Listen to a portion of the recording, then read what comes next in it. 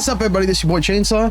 Boy, racism is unfortunately alive and well here in the Ozarks. I hate to say, but on the flip side, reality is certainly stranger than fiction. And we'll just jump right into that. Listen, I've been hanging on to this for a couple of weeks now, and I really wasn't even going to mention it in video or in the show. But boy, it's just been, beating at the back of my head, and I figure this is the perfect time to jump right in, right? So we'll get started with this. So the outlaw Josie Wales. The outlaw Josie Wales is apparently alive and Wales here in the Ozarks. So let's find out a little bit more about the personality, right? Yeah, I know this is Wikipedia. Oh, I don't cite their sources. Well, they do cite their sources, and, you can go on to external links and check out the source material. If you don't trust Wikipedia, I get it. But, I'm going to leave that up for you. So Josie Wales is a fictional character created by author Forrest Carter for his 1973 novel, The Rebel Outlaw Josie Wales, republished in 1975 as Gone to Texas. So Texas is involved in this. So we've got to have some sort of a backstory, right? Wales is portrayed in the 76 Western film, The Outlaw Josie Wales. Actor Clint Eastwood, portrayed by Michael Parks, turning Josie Wales. Background and character. Wales achieves notoriety after the American Civil War ends due to his refusal to surrender to the victorious Northern Army and his deadly reputation as a gunman. Okay, it says up here that his occupation is a gunfighter and an outlaw. Definitely American, though, right? He carries 2 guns holstered in his belt, another tucked inside of his gun belt, one smaller inside of his coat. Bears a scar on his right cheek caused by a saber slash. Typically wears a gray cowboy slouch hat. So Scottish and Welsh origin. Wales is a farmer in the early days of the Civil War, living and working on his Missouri farm with his young son and wife, trying to stay out of the conflict. Trying to stay out of the conflict, but he's dragged in, right? Union guerrillas called Redlegs for their distinctive leggings and boots they wear, riding the pretense of being part of the Union Army, attack his farm, kill his family, burn his home, steal his livestock, and leave him for dead, right? So he goes on a vengeance rampage. Check out the movie. It's, it's got Clint Eastwood in it, right? So if you're not familiar. So Wales and Jamie, the only other survivor, find themselves fleeing from soldiers and bounty hunters and intent on capturing them. Jamie, having been wounded during the ambush, dies shortly thereafter. Josie embarks on a trek to Texas, one more time, Texas, meeting and becoming friends with several people on the way, including a woman named Laura Lee, who becomes his romantically, involved. Wales kills several of his pursuers in his trek, leading to an ultimate inevitable clash with a large militia group, saves the day, gets the girl, all that good stuff, right? So, what in the hell does this have to do with anything? Well, so, like I said, Josie Wales is apparently alive and Wales, and believe it or not, right here in the Ozarks, and strangely enough, posting in Facebook groups. So I'll let you be the judge on the character and the intentions and the motivations, right? So we'll just jump right into that. So I caught this a couple of weeks ago. Again, I wasn't going to. I was debating on whether or not to actually include this in the show, but finally I figured, what the hell, right? So apparently, the outlaw Josie Wales is actually posting in several online yard sales. Throughout southern Missouri. Saw one in Mountain Grove, Kabul. I think there was one in West Plains, a couple other online yard sales. So the outlaw Josie Wales, is this still available? But let's take a look and see what he's posting here. Let's see. Oh my goodness. My child is in the 3rd grade. The outlaw Josie Wales says, in Mountain Grove Elementary, and came home today with a grammar homework assignment that is an indoctrination into critical race theory using Juneteenth and slavery in a 9-year-old school assignment, ? Exclamation points forever. I never would have thought as a parent I would have to deal with this, especially here in Mountain Grove. Wow. One might ask, deal with what? But, one might further look into, okay, so they've got they're being indoctrinated into critical race theory using Juneteenth and slavery in a 9-year-old school assignment. Okay, so let's just pause for a second.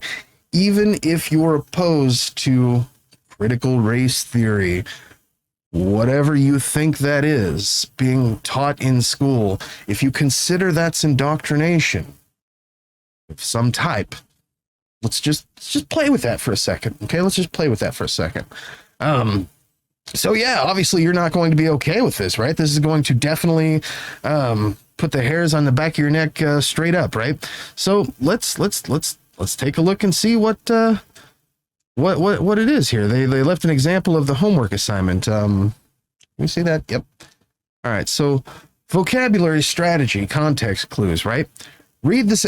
This is the indoctrination. This is the critical race theory, CRT, wild liberal indoctrination.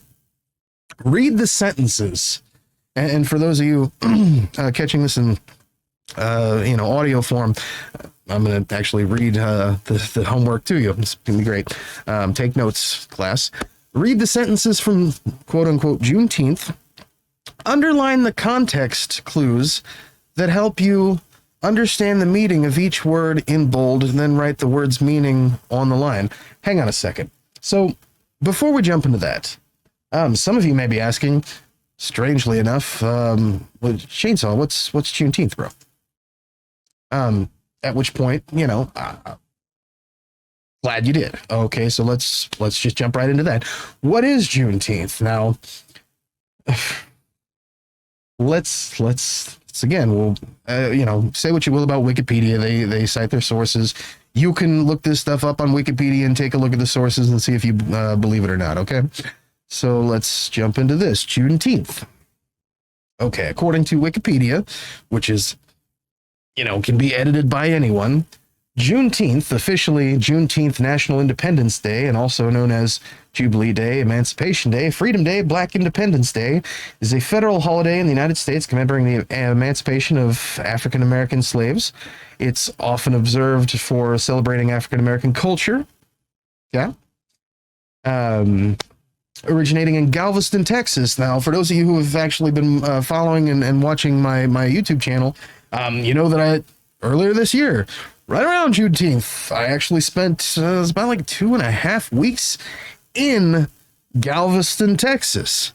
It's a gorgeous, just wonderful place to be. It's humid as hell in the summer, but other than that, it's a gorgeous and wonderful place to be. The people there are incredibly friendly, but there is, unfortunately, a certain dynamic of very, very racist folk, and they only seem to come in a particular shade, and it's not African Americans, at least from my experience there.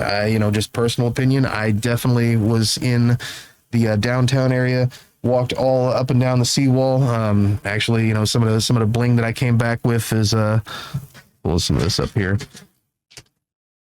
All this stuff you saw in a few videos back is all some of the wonderful trinkets I got from Murdoch's down there. Definitely an awesome place. Went to all the some of the great restaurants downtown. It's a fantastic spot to go with the family. But yeah, I definitely did come across a significantly larger portion of folks from the area and folks from the surrounding area, white folks, who were strikingly and painfully of a particular bias when it comes to racial matters. I could use stronger language, but we'll get into that.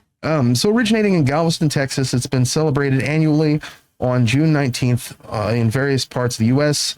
since 1865. 1865? Well, we'll get into that in a second. The day was recognized as a federal holiday June 17th, 2021, and President Joe Biden signed the Juneteenth National Independence Day into law. I'm sure a lot of you folks just love that.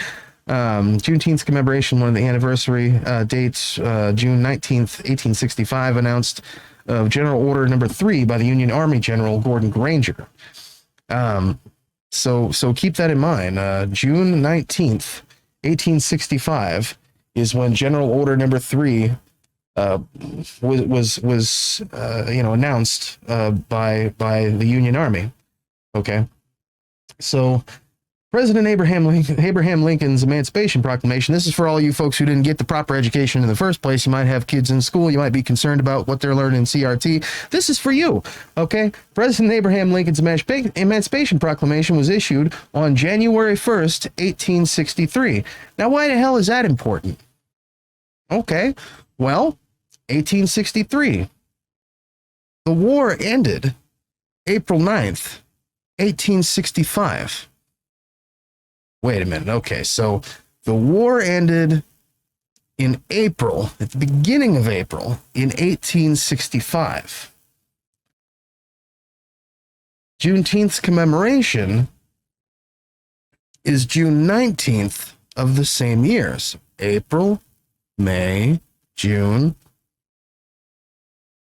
plus 10 days. Okay, so the war ends.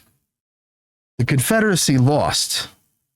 Just in case you weren't aware, the Confederacy lost. The war ended. 3 months and 10 days later, General Order Number 3 was announced by the Union Army. Okay. However, and this is the fun part. Now it says here, despite the surrender of Confederate General-in-Chief Robert E. Lee at Appomattox Courthouse, April 9th, 1865, ultimately ending the war, the Western Confederate Army of the Trans-Mississippi did not surrender until June 2nd, on the morning of June 19th, 1865. Okay, so that makes sense, right? Why it was 3 months and 10 days later. Okay, so that makes sense why it took a little bit longer for, that slavery to end, officially, for actual slaves to no longer be enslaved.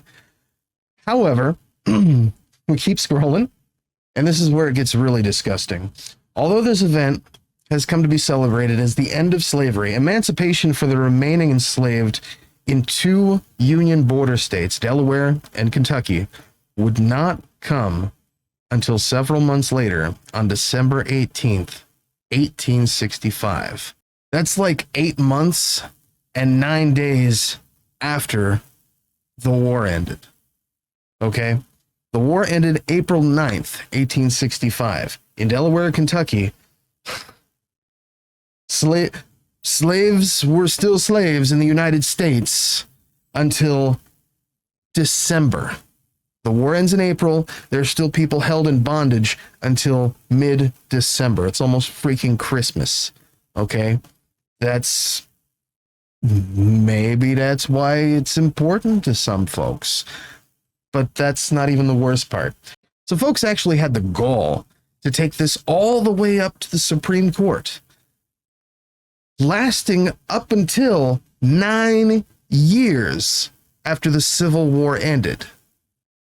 9 years before the state of Texas recognized the 13th Amendment of the United States.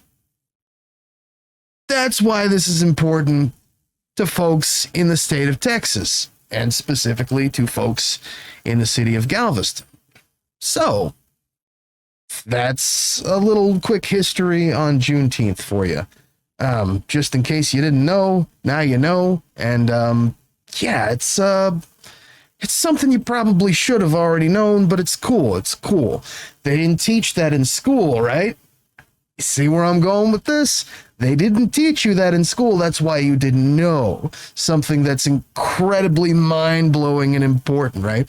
Well, chainsaw slavery is over. It's been over for like over 100 years, we'll get into that here in just a second. But let's go back to the outlaw Josie Wales and his fight for the southern cause here in the state of Missouri. So let's just jump right back into this real quick. So this is what Josie Wales considers CRT, critical race theory, being taught in Missouri's small town schools, right? Again, so we read the sentences from Juneteenth, which we just learned about what Juneteenth was, apparently. Underline the context clues that help you understand the meaning of each word in bold. Then write the word's meaning on the line. Communication was different back then. There were no telephones. There were no computers. Okay, so read the sentences from Juneteenth, underline the context clues that help you understand the meaning of each word in bold. The word in bold here is communication. So the words that would be helping you understand the context clues would be telephones and computers, because we use telephones and computers for communication. On June 19th, 1865, the last enslaved people in America learned they were free here in Texas, said Uncle Bernard. The bold word is enslaved. You might underline the word free. In Milwaukee, we have a parade, is the bold word, on June 19th.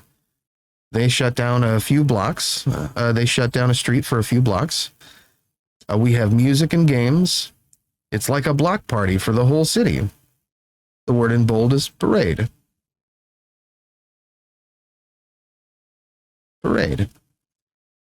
Back in 1872, some people here in Texas bought 10 acres. Acres is the bold word. The land became Emancipation Park.